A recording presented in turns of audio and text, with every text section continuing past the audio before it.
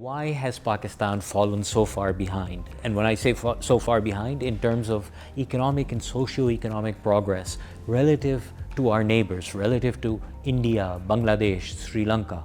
50 years ago, we were ahead of them in terms of income, in terms of health, not really in terms of education, but at least we were doing reasonably well. We were along about at the average of those countries.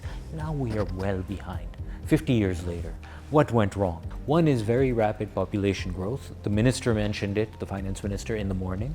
The second, policy mismanagement, economic policy mismanagement. Those two combined have resulted in today very large macroeconomic challenges. We have a huge public debt and we have a large external imbalance as well. Much of what the government has agreed to do under the IMF program increase meaningfully revenues, tax revenues, and hold public spending at a reasonable level are good ideas.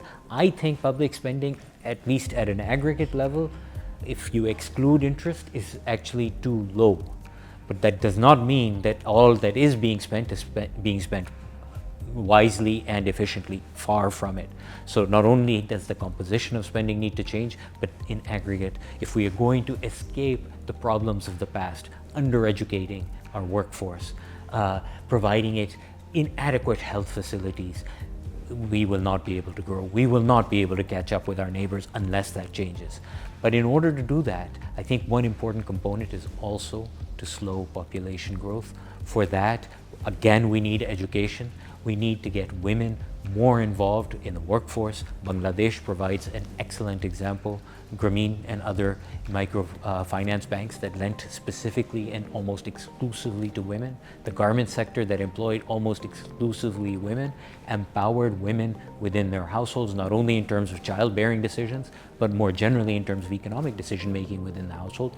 I think that has been a key factor in slowing population growth and allowing saving to increase and therefore investment to increase. And you see the results today.